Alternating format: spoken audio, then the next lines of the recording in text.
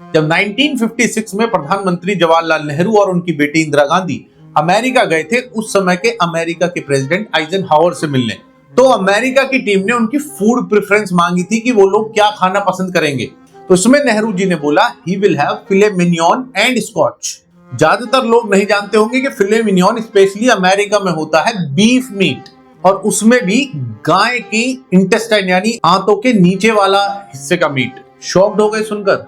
फिर इंदिरा जी से पूछा गया तो उन्होंने बोला मुझे भी यही सेम चाहिए, और यह खुलासा अमेरिका के डीक्लासिफाइड डॉक्यूमेंट से हुआ था।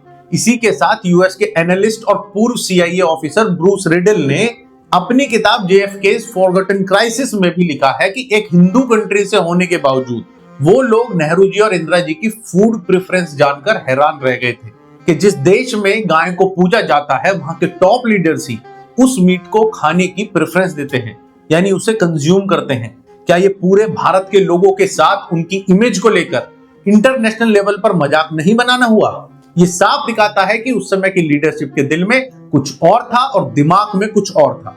यानी दिल से वो लोग हिंदू ट्रेडिशंस को फॉलो नहीं करते थे, बल्कि सिर्फ दिमाग से वोट्स लेने के लिए हिंदू होने का दिखावा करते थे। That has been the core of this Congress party ever since after the independence, जो कि आजादी की लड़ाई का हिस्सा रहे हजारों लाखों को बुलाकर सिर्फ एक व्यक्ति और एक परिवार की पार्टी बनकर रह गई।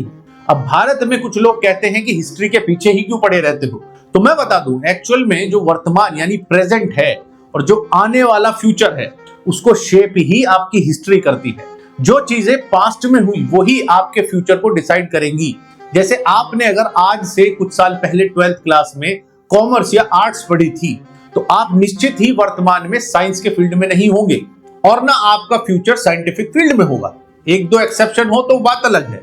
इसलिए हिस्ट्री ही प्रेजेंट और फ्यूचर को शेप करती है। हिस्ट्री से सीखो और फिर आगे के डिसीजन लो। और कांग्रेस पार्टी का ये पहलू जानना बहुत जरूरी है क्योंकि कुछ लोग आज भी इन्हें देश की सत्ता देना चाहते हैं, इनमें से प्रधानमंत्री बनाना चाहते हैं, तो उनको भी ये बात पता होनी चाहिए।